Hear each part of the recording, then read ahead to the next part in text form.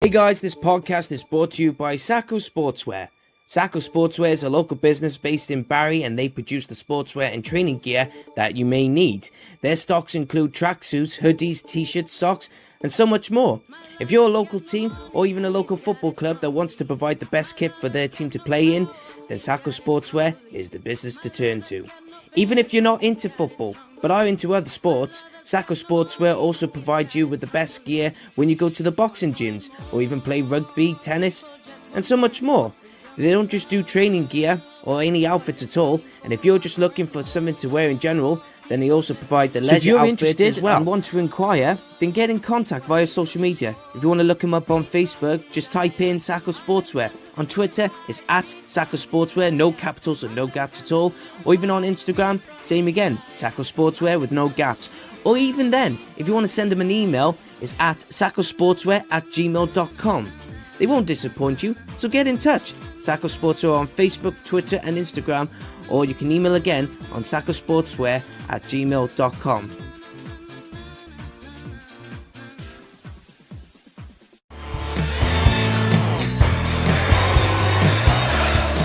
Hey guys, welcome to the Dragon's Voice podcast. I am your host, truly, Rhys, and I hope you guys are keeping well. And I'm a bit annoyed, really, because at this moment in time, with this pre-recorded podcast, that the Welsh League is probably over. However, at this moment in time, I'm recording this at the height of where Swansea City and Newport County are given a sort of granted permission from the Welsh government to let fans in. Well, at the same time, Welsh leagues, domestic Welsh football is still being overlooked and being shadowed and put to one side by the Welsh government, which I find really disrespectful because at the end of the day, we got a national league and it deserves its respect. But anyway, I don't know about you guys, but I'm a bit annoyed. But I've got someone here with me, obviously, to talk about his career. He's had a tremendous career, actually, especially with TNS. And he started off his own podcast as well. So we're going to talk a little bit more about that. He's former Newtown and Chester City and TNS player. It's Scott Ruscoe. Scott, how's it going, buddy? I'm good. How are you? Thanks for having us on. No worries. Yeah, I'm all right. I had my vaccine yesterday, so I got a bit of a pain in the arm. But other than that, I'm doing well. So I really wanted to talk about this first. So I know we've spoken about it briefly before we went on the before I pressed record and everything. I just want to ask you. So you started off your own podcast. And for the audience that don't know, what is the name of your podcast and what is it about? Okay, so it's Welsh Premier Greats. It's about my time, the Welsh Premier League, the Cymru League, whatever you want to call it. It's obviously changed names a few times along the year. So it's about people who have had an influence on the league, who have been the main players. I had Juice on yesterday, Mark Lloyd-Williams. I've had Rhys, I've had Mark Jones, Jonah. So those guests typify what I'm about. Top goal scorers, excellent players, good people, people that have brought something to the league. You know, it does get its knockers, its detractors, the Welsh Premier League, but I feel there's some excellent players in there, young players, more experienced players that have gone on to real good careers down the line, people that have started off at a top level and drifted down. So, look, we're all in the position where we like talking about football. So I just had an idea about 3 or 4 weeks ago, bit of time on my hands at the moment. Why don't I discuss current Welsh Premier, current English, Premiership, anything that's current and past little tales, anecdotes, stories, funny stories, serious, how people have stayed at the top of their game. You know, it's something I find interesting. So why not share it with people? You've made a name for yourself as one of the top Welsh Premier League players.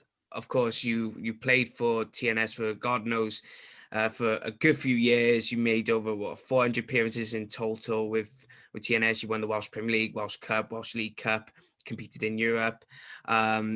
Of course, you played for Newtown and Chester City. So I think I'm going to start with TNS because most of your career has been with TNS.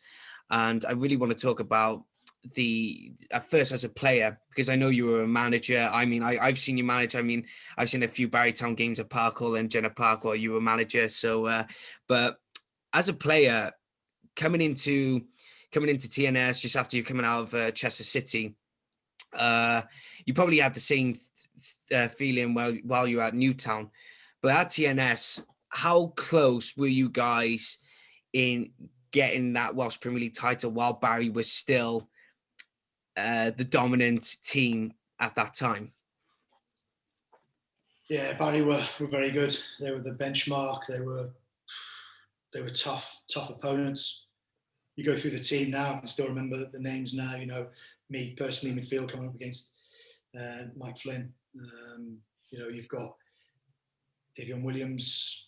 You've got Gary Barnett. You've got all the top players that have played there and done well. When I first came in, we were a bit away from them. I'll admit it. You know, we didn't win the league for a few years, and Barry was still that top team. I remember playing Newtown even further down the line before that, even tougher task. You know, Barry were the team, conducted themselves, impeccably, played the right way, got the ball down and played. Fantastic opposition, and yeah, they were the real barometer of where you needed to be in Welsh football. And when you were at the TNS, of course, as a manager and as a player, you work closely with Mike Harris, and Mike Harris has a dream to get TNS where they are, waving the flag. A lot of people would somewhat criticise him because it's gone from Llansan to Oswestry. Some would criticise about that. I just wanted to ask your opinion about Mike Harris, as a person, probably as a businessman as well. And was you guys still playing in Llansan in the early 2000s, or was it Oswestry bound while you were at TNS? What's the story about that? Yeah, so I signed February 2002. We were still playing for a few years there at Trefflant, Llansan Fried. So it came as a bit of a transition period, and we knew that we were going to be moving to Oswestry and the new ground would be built and whatever, but didn't know too much about Oswestry Town. Knew it was a really good football club. I knew that they had good support. I knew that they played in lots of cup competitions. They had a real good history. But I think we only played them a couple of times in the Welsh Premier on that pitch back then. It was a heavy pitch, running track around it and things like that. I remember going back there, but yeah, it was one where we were moving forward and we were going from part-time to full-time. So the natural progression was a new ground. So yeah, I think it was part of probably Mike's plans to push on and move on with the football club. Now I know it hasn't sat well with a lot of people in Oswestry because they they've forever watched their team and had good support there. Far better support than what TNS have had. And I suppose that's what Mike's vision was, to interact the town and get those supporters back watching TNS, but it hasn't really happened for whatever reason. And of course, with TNS, Mike Harris is always going to be there. And so what was it like to be working with Mike Harris when it came to transfers or opportunities to make the teams better while you were as a manager at TNS? Yeah, players-wise, you work within a budget, you know what sort of players you can attract. It's okay trying to attract someone that's playing in the first division, but you've got to sell them why am I moving from the first division of English football where there's probably 10, 15,000 supporters watching me, I'm getting X amount of money to come to TNS. Now, I know how good TNS can be and potentially have, that they have got the potential to be. But a lot of people in that English setup or other setups don't realise, one, how good the league is, two, how good TNS is. So you're always fighting against a stigma with the Welsh Premier League. Going back to Mike's thoughts on signings yet, if there was a player that I said, look, there's this player now, we need to get him. Can you push the boat out a little bit? You know, he was very good. He would say, why? How can it affect the team? Can it improve the football club? So yeah, he's a man with money, and you know, he uses it wisely, and the budget at TNS, you know, is pretty good. But when you go into Europe, it's only marginal to what the other teams have had. You know, I look back in the last 3 or 4 years, we've played teams from Gibraltar, teams from Kosovo. Probably we were on half the budget to a third of the budget that they were, and we still beat them. So if you're looking to progress and go through the rounds of Europe, when teams are on 10 million euros a year, you know, budget, or 15 or 20, you really got no chance, have you? Let's be honest about it.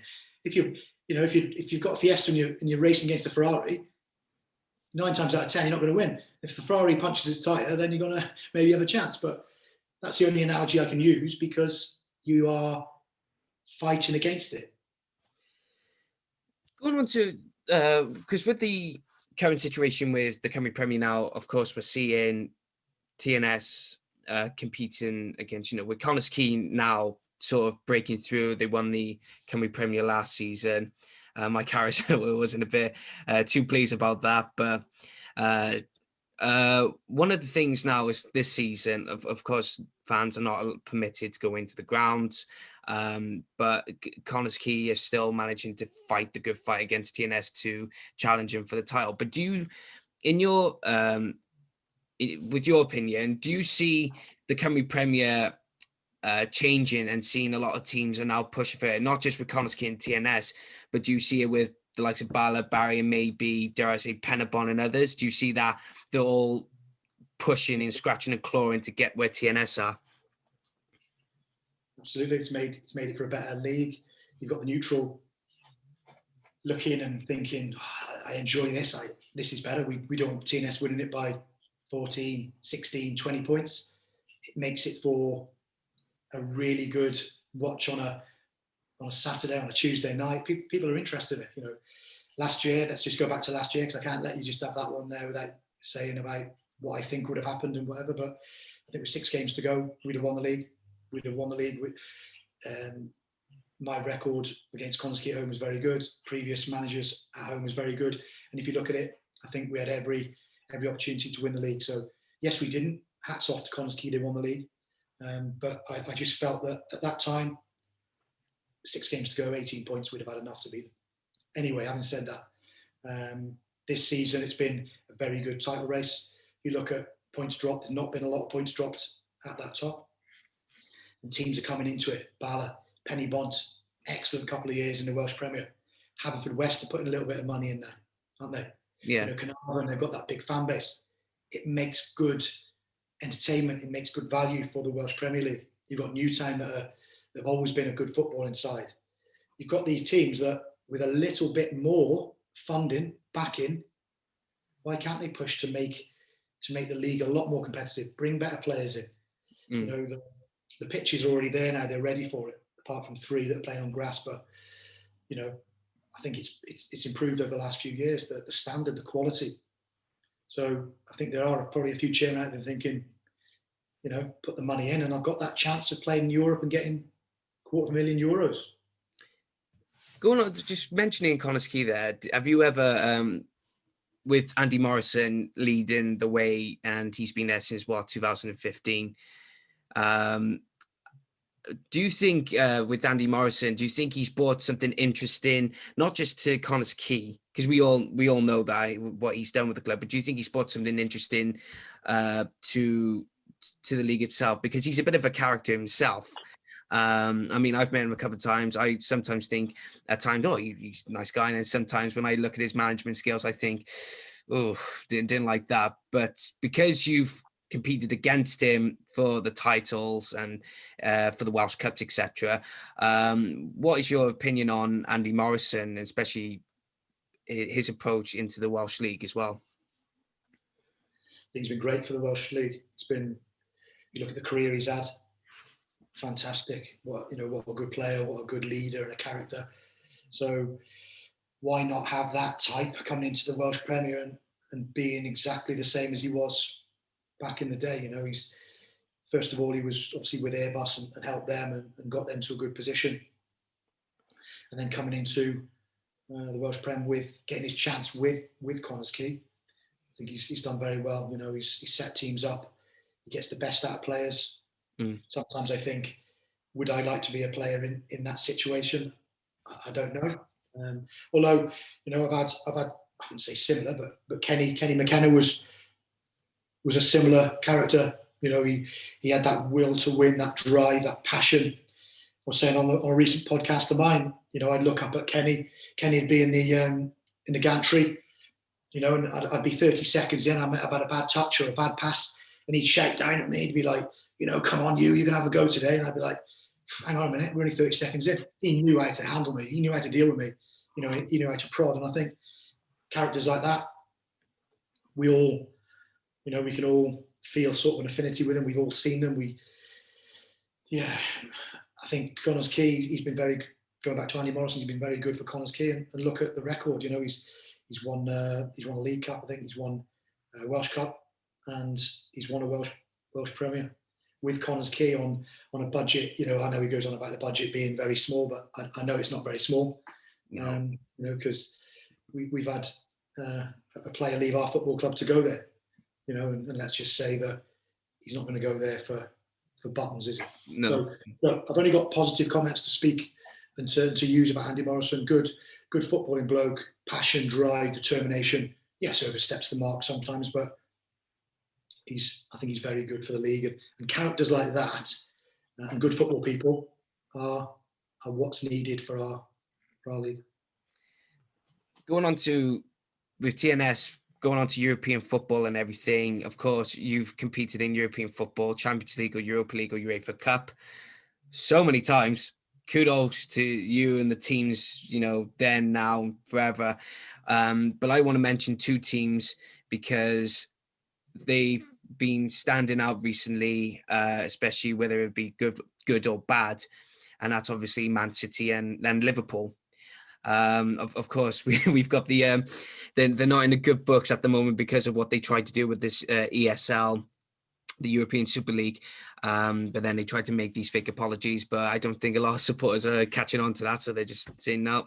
But I just wanted to know, because with Man City, when you guys played against them, they weren't the Man City that they are now, or coming up to it. They were sort of maybe coming into that period where they were going to start winning the titles, etc. But when you guys had the draw and Man City popped up and it was TNS, what was your guys' reaction at first? I bet you guys were going, my God, it's Sean Wright Phillips, Robbie Fowler, it's those guys. Here we go. Distan. Yeah, I forgot David Seaman was. I forgot he played for Man City. That's one of the. It is. Well, you know, you've got so many in the squad. It was Isle Berkovic, you know, Trevor Sinclair. It was just our first game at the Etihad was. Man City's first ever competitive game at the Etihad was against TNS. You know, so again, it was excellent. You know, getting that draw, it was okay. We're playing Man City, and then the realization creeps up that okay, you're playing against these players. You know, you've got to do your best. Yes, it's good for us to get there, but when you get there, it's all right. Show up and show how good you are. But you're playing it, like I said, you're playing against budget-wise massive. You know how we do things. Our staff, our playing staff. It's chalk and cheese, but it was excellent. We even went the week before to watch Man City play. I don't know why we did it, because it scared us to death. They played Barcelona. So the first friendly they had there was Barcelona, Ronaldinho playing, and you know the players that we were watching, and Man City were competing against Barcelona. And then we were thinking, we're playing against these next Thursday. You know, how are we going to fit into this? So great times, great experience, and you know, memories that you'll look back at and cherish. And I got an Elka shirt at the time. I think he signed the shirt for me, and I was sitting next to him in the physio bit because I had to have a few stitches on the shin, and he was sitting in there. So I thought, well, let's be a bit cheeky and get the shirt on him. And he was cool with it, I imagine, Yeah, obviously to sign in. yeah, I was a Liverpool fan as well, and Anelka, obviously, had he been at Liverpool then, or had he moved? I'm not quite sure. But yeah, big Liverpool fan, and obviously Anelka, what a good career he's had. He's not had a bad career, has he? And speaking of Liverpool, I mean, probably a couple of seasons down the line, it was just after when Liverpool won the Champions League, and you were against the champions of Europe. And of course, I spoken to Mark Lloyd Williams on the show as well, and he was talking about it. And it's good to, you know what? In all fairness to TNS, every time I hear some of the European competitions now, I always think of Man City and Liverpool, especially where they are now. But with Liverpool, because of the story behind it, that they were coming in as champions of Europe, and you had to play them at Anfield, and then you had to play them at the racecourse ground, I believe. But at the same time, it's like with the qualifying rounds or the early stages of the round, sometimes if big teams are going in, they would bring in their players that either don't use, or they bring in their reserves, or with a mixture of first team players, maybe a cheeky 4 or 5. However, they brought in their first team players, they brought in the winning side. So what was that like to go up against Liverpool at Anfield, and also because you're a Liverpool fan, and also how surreal was it when you heard that it was going to be Liverpool and TNS?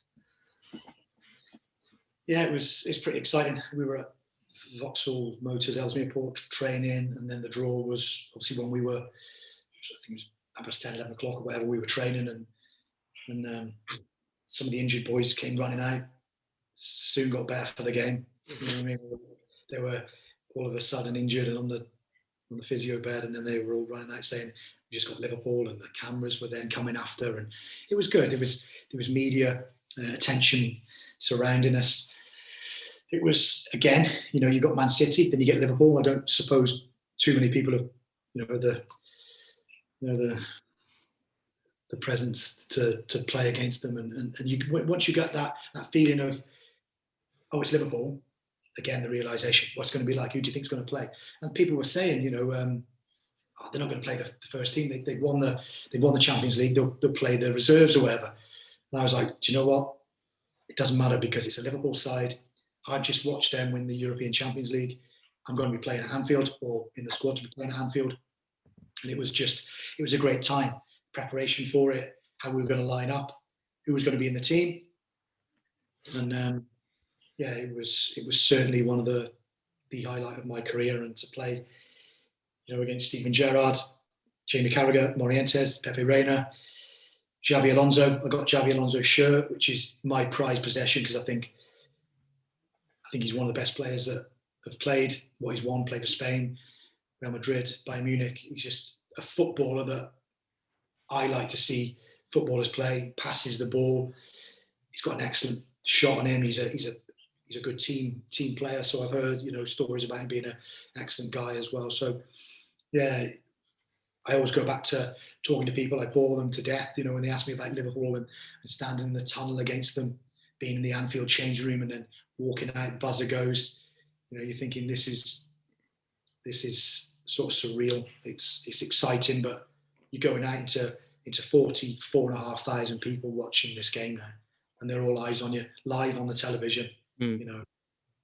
Standing out in the tunnel, looking to my right, Gerrard's there, Carragher's there, and the team they had out was, you talked about the first team. I think probably they had about 8 or 9 that were there on the day. So yeah. When you went up to Xavi Alonso and asked for his shirt, I bet he was just like, yeah, no problem, and here you go. And I bet you were just looking at it thinking, oh, like, right, no beer, don't spill on the, nope, don't spill it, no beers on here, get away, just tuck it up and hide it away, just like, nope, this is my prized possession, do not touch it. Yeah. It's first of all, because I tried to chase Gerrard around the pitch and try to get near him, got absolutely nowhere near him. There's a good photo actually that I've got where we're going up for a ball and he's looking at it and I've got my arm out, and it's probably the closest I got to him all game. Different level. It's as if he's superhuman. Everything about him, pace, determination, pass, his shooting is, when you're on there and you see it firsthand, you realise that these players are special, different level. So I think it was about 20 minutes to go in the game, and it was a throw-in, and I think somebody had gone down injured, and I just said, look, any chance of having a shirt after the game? And he said, oh, your subs just come on and asked me. And I was like, oh, I couldn't believe it. I was like, I'd waited long enough into the second half to ask him. But Stephen Bexley came on, and as soon as he came on, I think he's given him a little nudge, any chance of having the shirt. So a little bit gutted. But then I thought at the end of the game, shook hands with Xabi Alonso and took his shirt off, said no problem whatsoever, shook my hand, and then I think he was expecting mine. He had no top on underneath, but I didn't think that he wanted mine, so it was a little bit awkward. Yeah. But yeah, got that one there, and got Stephen Warnock's on the second leg at Wrexham, which was also another good occasion. But looking back, if you look at the score lines of both legs, 3-0 at Anfield, we weren't humiliated. Yes, we didn't have a lot of possession. Yes, we didn't have a lot of shots, but I think we did okay. And we took care of ourselves and made sure that we, on the night we gave our all, and that's what we could give. Just going through the list of records as a player and as a manager, you've won, as a player, 9 Welsh Premier League titles. You won the Welsh League Cup 3 times, Welsh Cup 4 times. You were running up in the Welsh League Cup in 2013, but that was as a player, so it's not a bad day in the office for you guys. Then as a manager, you won the Welsh Premier League twice, Welsh League Cup, and the Welsh Cup. It's in twice, but it's in 2019. Don't know why you're saying that, but I mean, literally not a bad day in the office for TNS to thrive. But I just wanted to know something, because I've asked Steve Evans this. I've asked a few people, a few players who have played, even Mark Lloyd Williams, because he played again. He played for TNS and he played for Bangor City and everything. I just wanted to know, in comparison to what TNS have achieved in the last few years, maybe just after when Barry fell from grace, the comparisons of Barry succeeding in the 90s and early 2000s compared to TNS. A lot of people always say, oh, what's the difference between those two? Now, I always try and not be biased, because me being a Barry Townsend fan, I'm not going to say, well, because Barry had this, Barry had that, because but I've had some people say, well, there was a lot more competitiveness back then because there was a lot more teams and there was a lot going on, a little bit more investment, a little bit more focus on the leagues, especially when the BBC were doing it, et cetera, et cetera. Whereas with TNS today, there's 12 teams in the league and it's not so much competitiveness. But I just wanted to know, do you think there's a difference between the success of both teams, or do you think, well, they're pretty much the same anyway? Yeah, you just talked there, haven't you, about different eras, about different teams along the way as well. Bigger league, tougher pitches to play on. Was the coach education as good back then? Were the managers with the knowledge then? What if the managers back then would have had the knowledge that the coaches and managers have got now? So many variables in it, but yeah, two top sides with pedigree, with the right players, with the right. If you look at the style of play, they both played exactly the same. Made the pitch as big as they could, playing out from the back, playing through. Everyone comfortable in possession of the football, but both with an idea of work comes first. You're getting people into the football club that have to work and have to have the drive. Look at players that have moved on from Barry, players that have moved on from TNS and gone into the league.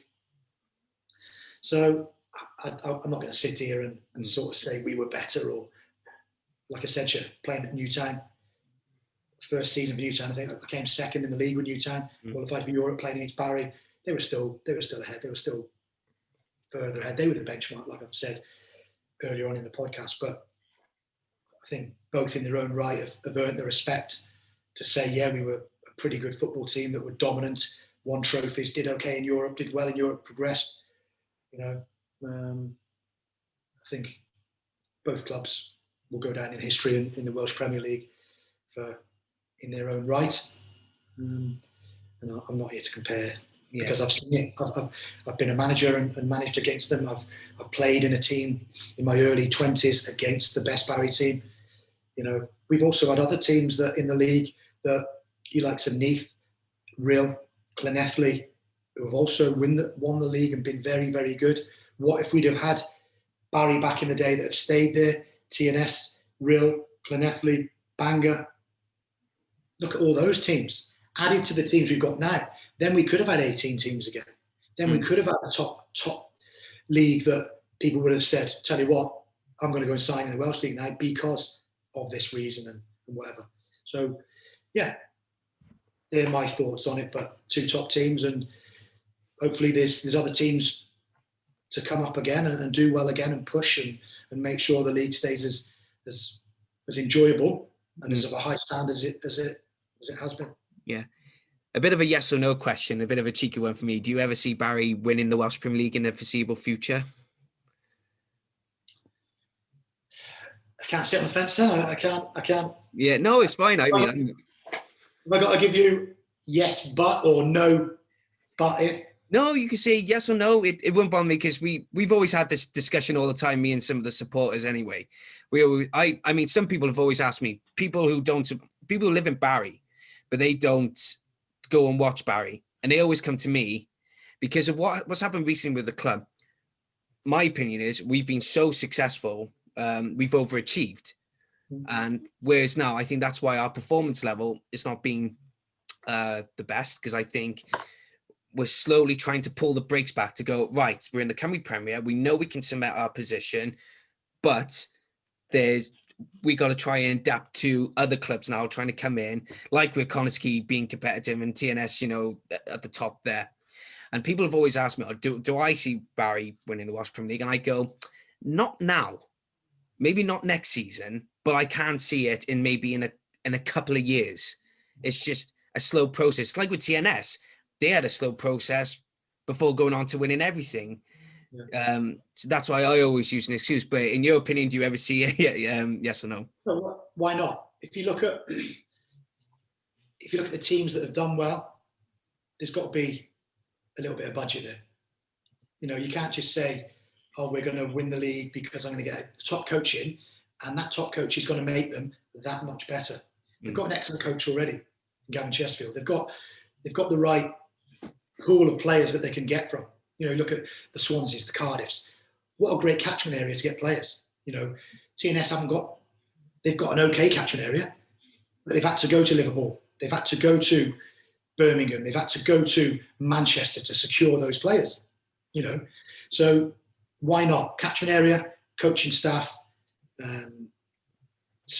fans, good set of fans. I think they need that next bit now of a budget, a bigger sponsor, someone that's going to go, okay, here's 4 or 5 players, go and challenge. You can't do it. You can't do it overnight.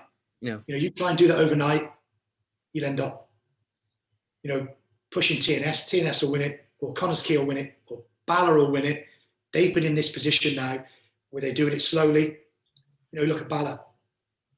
Good signings, management knows the league, chairman, backers that know what it takes to just go at that level a little bit more. It takes time. Haverfordwest, new chairman in, clever guy, got the right attitude in terms of what players is he getting in. Oh, he's loaning a few from Cardiff. He's already got the likes of Jack Wilson there. He's got Fawcett there. He's got players that have been released from other teams that can do well. He knows that putting a few extra quid in, you can do it slowly. It's all about doing it slowly, having the right plan, preparation, sticking with a manager that knows the league and can go and do it. So why not? Why not? But then again, other teams are then still going to push, because if they see you coming, they're going to push again. The likes of TNS are going to push again. I left the club because the chairman felt that other teams were probably coming up from behind. I can't do anything about that. I can only do what I've done, and I can only get those players as good as they can be. You've got Connah's pushing, but are those the players 3-4 years ago that Connah's had? No, they're not. They're players that have played X amount of games in the league. They've got winners in the Welsh Premier League. You've got Bala, ex-league players that have done it. Penny Bont starting to have a go. So, look, everyone's got the opportunity, but it's all about budget, and it's all about picking the right staff to stick with the journey. Yeah, and Rome wasn't built in a day. So, I mean, you're not going to expect the glory years of 1990s and early 2000s of Barry to come back just like that, because we we haven't got the Gary Lloyds, we haven't got the Gary Barnetts, Mike Flynn's, Lee Phillips, and I mean, we haven't got those kind of players no more. And it's like, and TNS have just like I said, slow and steady. I mean, okay, in the glory years, I always call them glory years because that's where they were. But TNS Llansan Fright still beat Barry for Welsh Premier League title. I think it was in the 99-2000 season. I think it was. Yeah. But that was the sign to say we're catching up with you. So be prepared. I came to TNS. I left Chester City. We had 2,000, 3,000 fans. Got to the FA Cup third round. I played in the FA Trophy semi-final, and I saw something in TNS to go, do you know what? I've had 3 managers at Chester within a couple of years. Yes, I've always played. I played 50 odd games. I could have stayed there and progressed and whatever. But I saw the vision in TNS, the chairman's vision. Kenny McKenna wanted me to sign. Was asking me, Scott, come and sign for us.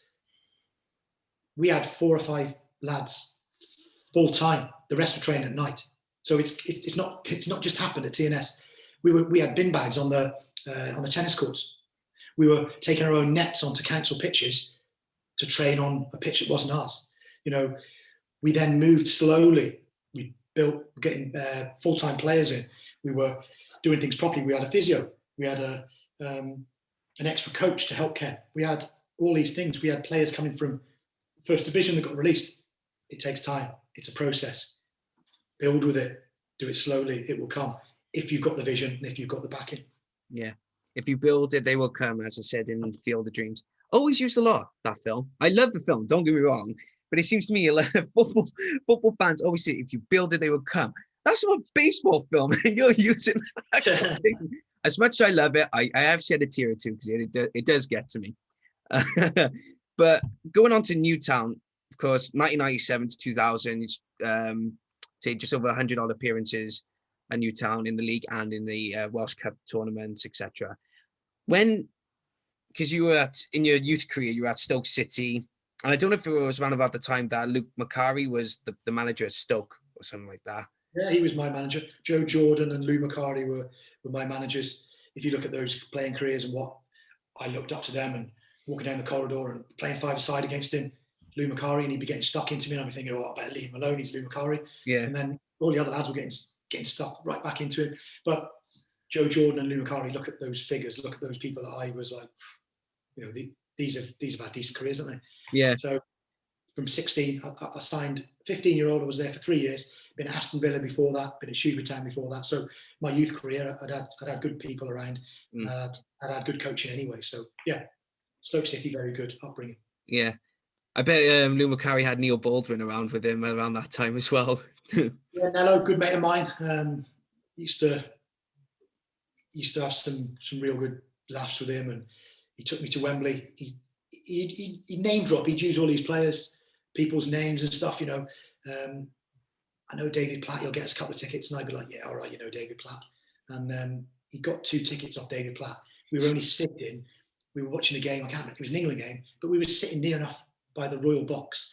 And David Platt's mum was there, I think, watching the game, and she's waving to him. How are you, Nello? And I was like, he does know a few people. He was top man. Obviously, that film got made about him, and yeah, I kept in touch with him and went to see him down at Kiel and stuff like that. So Nello, what a great lad he was, and he was part of the furniture at Stoke. Do you know what? It seems to me he's become like a cult hero, not just in Stoke City, but it seems like a cult hero within the football community base because of what he's done.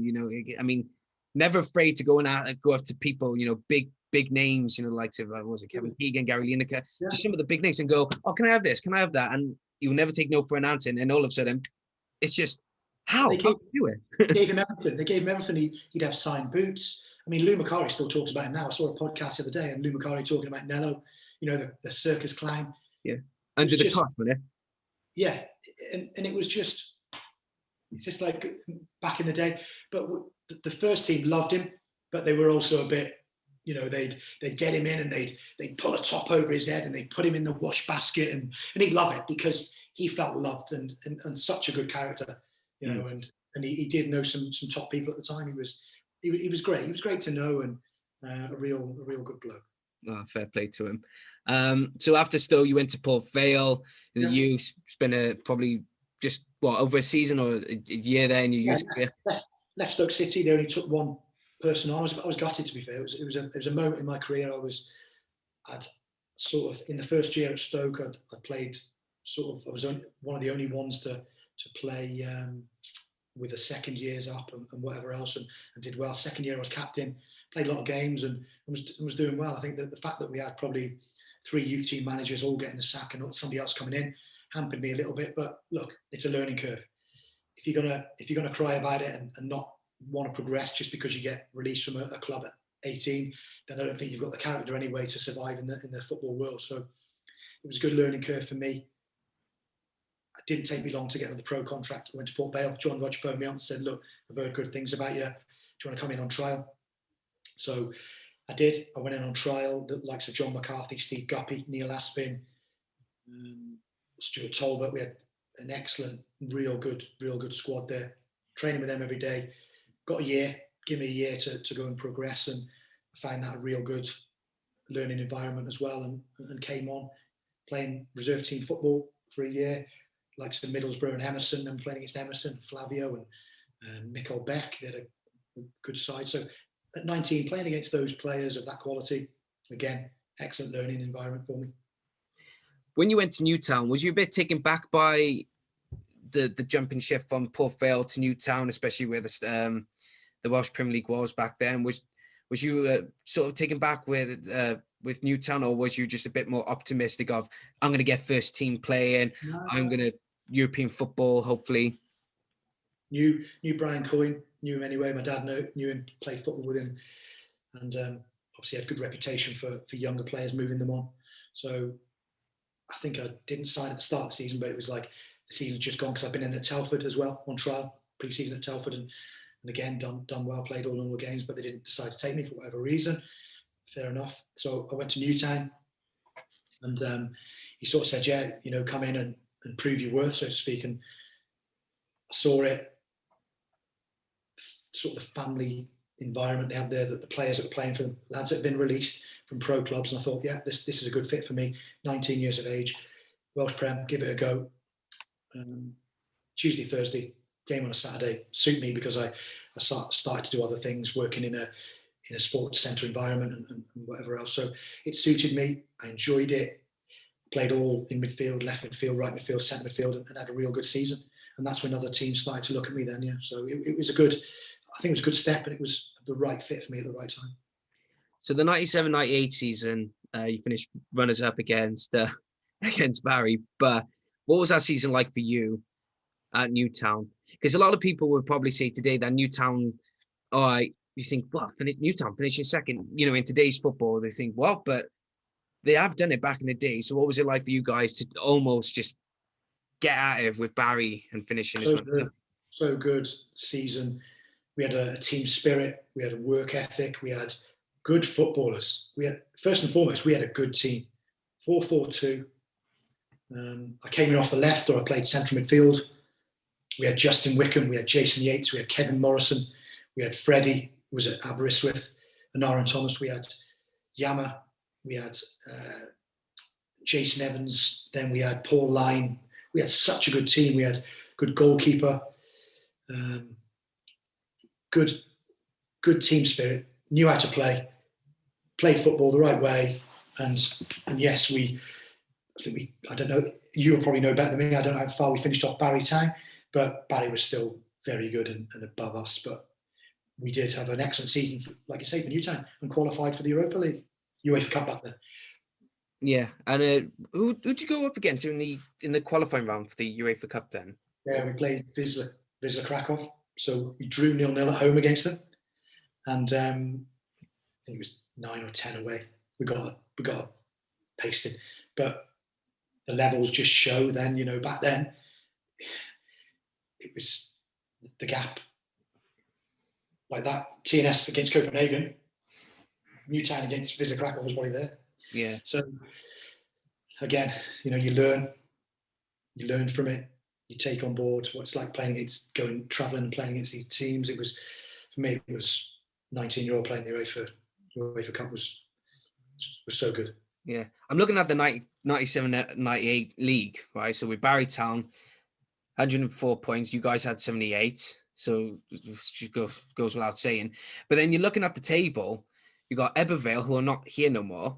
Then you got Inter Cable Tel, which are now Cardiff Met University. You got Cwmbran, who went down. Then you got Bangor City, who have just, I don't know what the fuck is going on at Bangor. It's just completely beyond my knowledge. But Good sides, you talk about them sides, big physical sides. oh yeah, Vale playing at the rugby stadium, the experienced campaigners, into Cable Tel, good. They had good players. yeah. Cwmbran, excellent players.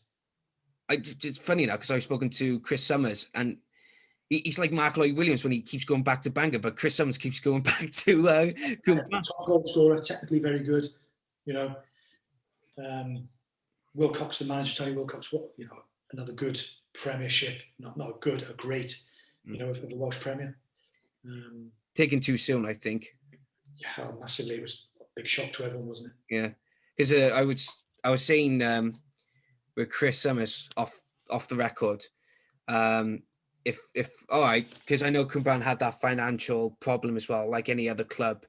But we said, would Tony Wilcox would have won the Welsh Premier League with Cwmbran if he had the opportunity? 100% that there would have been a chance where he would not have left Cwmbran without holding a Welsh Premier League title in his hands. That I can guarantee. Is just, and I looked into him. I mean, I've never had the opportunity. I was born in '96, so I mean, I've never had the opportunity to realise there was Welsh football around, domestic football until the late noughties, early 2010s. But to miss out on characters like Tony Wilcox and missing out on some of the big matches, I mean, I just say to myself, I think I was born too late. I think I was born too late. I should have been born in the 80s and just grown up in the 90s, just experiencing that football. And yeah.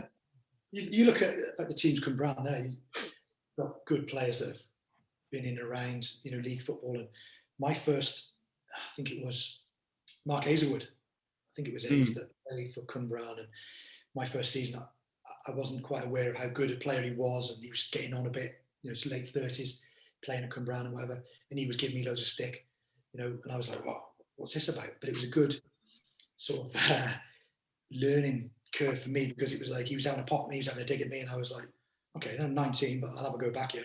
And I remember, having a little chops back at him, and that was me. It was like cocky upstart, young player. I'd be running at him, I'd be taking him on, and he'd be going, "You got to do better than that to get past me, son." And then I remember him playing against him another time, nicking the ball past him, and then finishing it off in the corner, and then just having a little smirk at him, and one of those, there you go, have some of that back at you.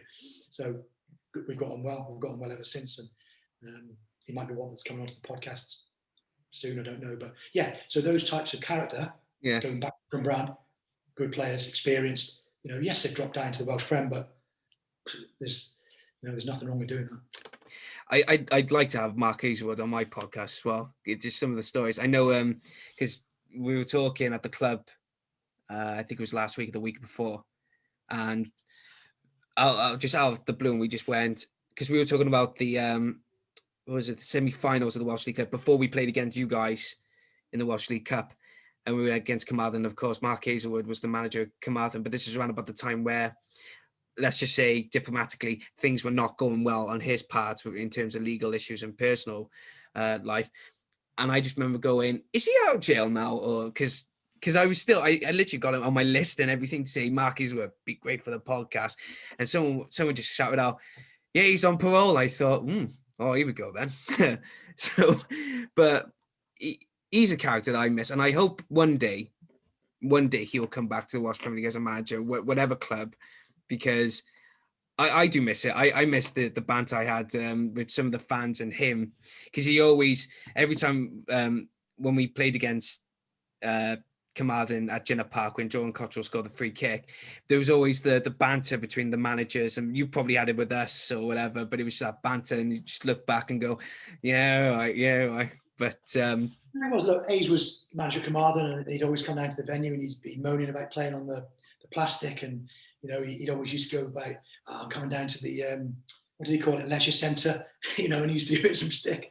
But I liked him, good character. Yeah. He'd stroll over in his flip-flops and that, and he'd be, look, anyone that's played for Wales that many times, and the career he's had, has got plenty of experience, plenty of nous, and he's passing that on to his players. And he used to give our players some stick.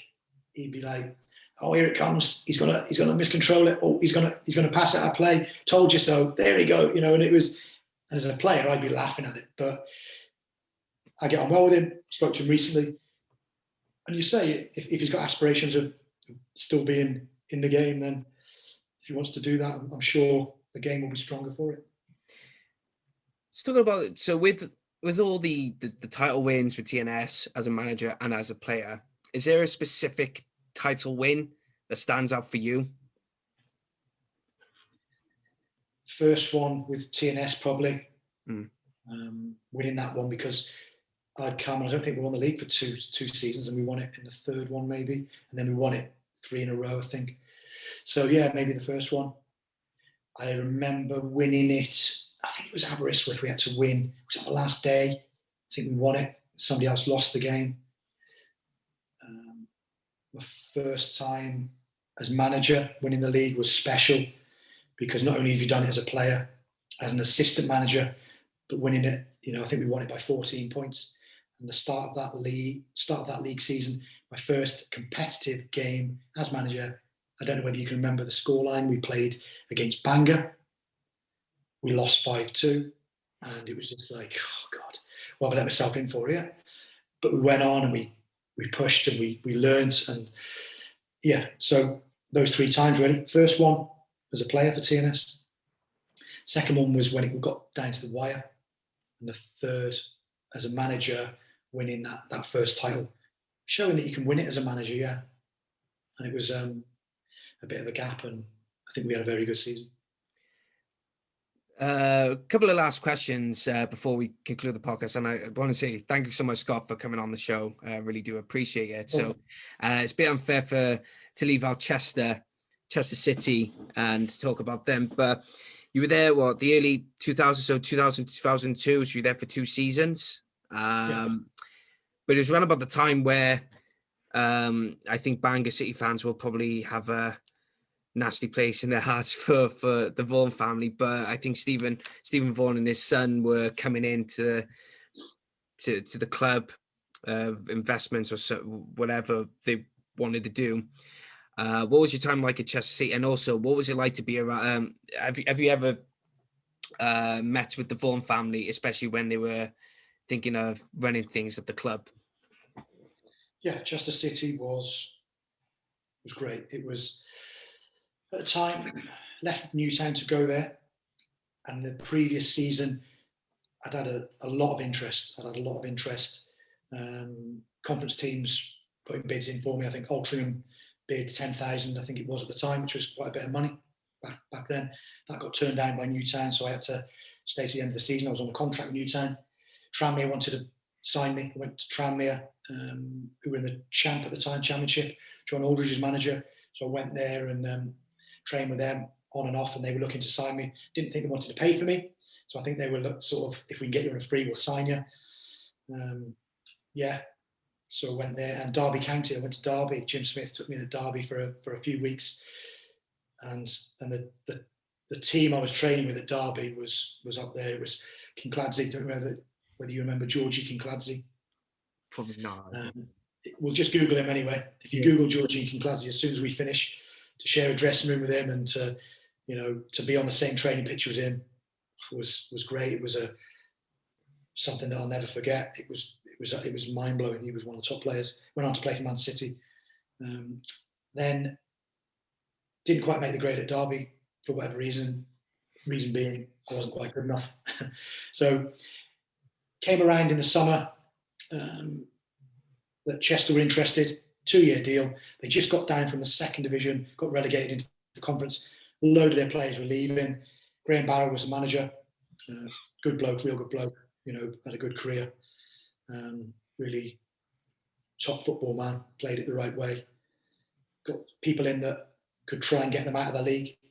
So yeah, only positive things to say about the time there. A little bit disappointed because Graham Barrow was a manager, then Gordon Hill, played for Man United, ex-England manager, and then Mark Wright, ex-Liverpool, England. So we had 3 managers in a short space of time. So I didn't feel that was sort of good for my development because I was getting moved around and was playing bit parts. But in total, played 55 games in the 2 seasons, which isn't bad for a 21-year-old or whatever. So yeah, got to the FA Trophy semi-final, played it against Blackburn in the 3rd round of FA Cup, finished 6th in the first season, had a decent time there. So yeah, I feel that's another part of my development that was very worthwhile. Towards the end of that time at Chester, Stephen Vaughan took over the football club. So yeah, got to see sort of what he was bringing into the football club. Took over from a man called Terry Smith, an American. His dad owned car dealerships in America and was can get a few quid and put some into Chester. But at that time, was in transition, didn't want to run it anymore, took his money out. So yeah, Stephen Vaughan, didn't know of him. He was the chairman at the time. I was at Chester City, and at the time I left. But on a personal level, yeah, nothing really to do with him. Last question then on the Dragons Voice podcast, and it's always been a bit of a tradition to ask this question, and that is, how do you look back on your career? Yeah, very fortunate. So many good memories, trophies that you've already alluded to there, that won everything in the domestic game, you know, as a player and as a manager now.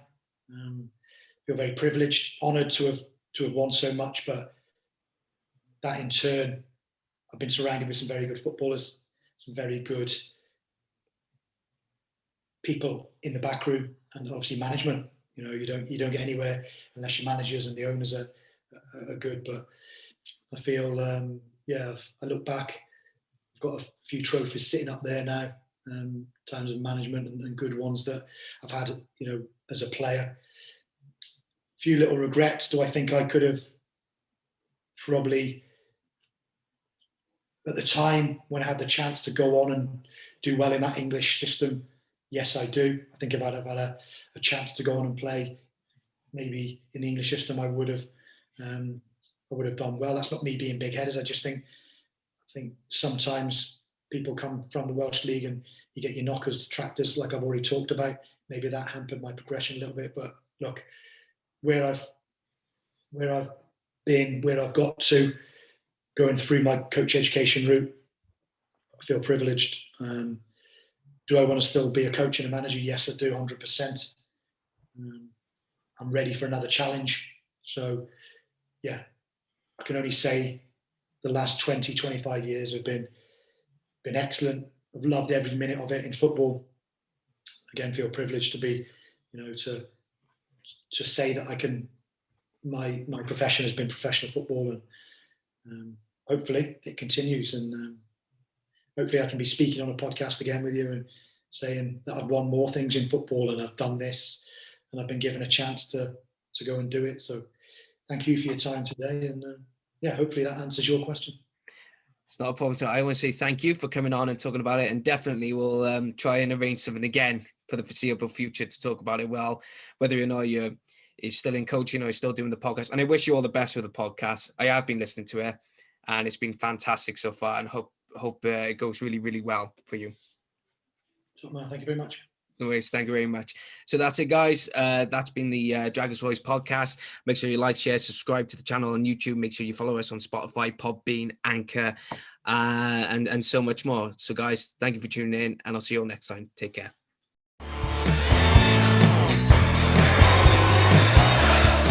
Hey, guys, this podcast is brought to you by Sacco Sportswear. Sacco Sportswear is a local business based in Barry, and they produce the sportswear and training gear that you may need. Their stocks include tracksuits, hoodies, t-shirts, socks, and so much more. If you're a local team or even a local football club that wants to provide the best kit for their team to play in, then Sacco Sportswear is the business to turn to. Even if you're not into football, but are into other sports, Sacco Sportswear also provides you with the best gear when you go to the boxing gyms, or even play rugby, tennis, and so much more. They don't just do training gear or any outfits at all, and if you're just looking for something to wear in general, Then they also provide the So if leisure you're outfits interested as well. and want to inquire, then get in contact via social media. If you want to look him up on Facebook, just type in Sacco Sportswear. On Twitter, it's at Sacco Sportswear, no capitals and no gaps at all. Or even on Instagram, same again, Sacco Sportswear with no gaps. Or even then, if you want to send them an email, it's at saccosportswear@gmail.com. They won't disappoint you, so get in touch. Sacco Sportswear on Facebook, Twitter and Instagram, or you can email again on saccosportswear@gmail.com.